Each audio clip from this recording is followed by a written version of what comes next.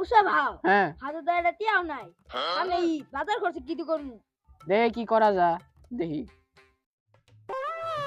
ভাও এরা কেনা এ করে আগে দেখি নাই একেরা আপনার নাকি ডিল আছে কি ডিল আমাদের এলাকায় যা লাল চন্দন গাছ আছে সব চেয়ারম্যানে দিবেন।